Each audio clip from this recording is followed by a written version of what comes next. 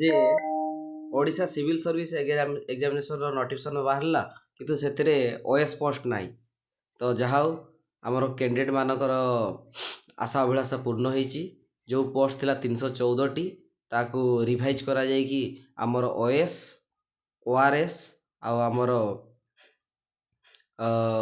Odisha labour service add କରାଯାଇ ତାକୁ 465 କରାଯାଇଛି। ଯେଉଁଥିରେ କି ଆମର ବର୍ତ୍ତମାନ OS ପାଇଁ ଟୋଟାଲ୍ ପୋଷ୍ଟ ଅଛି 14ଟି, ପୋଲିସ ସର୍ଭିସ୍ ପାଇଁ ଅଛି 12ଟି, ଆଉ ରେଭିନ୍ୟୁ ସର୍ଭିସ୍ ପାଇଁ ଅଛି 113ଟି। ଆମର ଗ୍ରୁପ୍ Aରେ ହାଏଷ୍ଟ ପୋଷ୍ଟ, ତାପରେ ଆମର ଗ୍ରୁପ୍ Bରେ ଆସିଯାଉଛି ଓଡ଼ିଶା ଟାକ୍ସେସନ୍ରେ ଆସିଯାଉଛି 176ଟି, କୋଅପରେଟିଭ୍ ସର୍ଭିସ୍ରେ ଅଛି 4ଟି, ସ୍କିଲ୍ ଡେଭଲପମେଣ୍ଟ ଏମ୍ପାୱାରମେଣ୍ଟ ସର୍ଭିସ୍ରେ ଅଛି 10ଟି, ଆଉ ଲେବର ସର୍ଭିସ୍ରେ ଅଛି 98ଟି।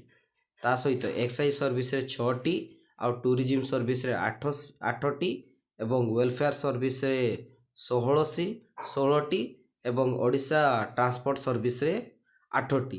ତ ଟୋଟାଲ୍ ଆମର ହେଇଯାଉଛି 465ଟି ପୋଷ୍ଟ ବର୍ତ୍ତମାନ ହେଇଯାଇଛି ଓଡ଼ିଶା ସିଭିଲ୍ ସର୍ଭିସ୍ରେ, ଯାହାକି 500 ପାଖାପାଖି କୁହାଯାଉଥିଲା, ଏବଂ ୱେନ୍ ପାଇଁ ରିଜର୍ଭେସନ୍ ଟୋଟାଲ୍ ଅଛି 154ଟି।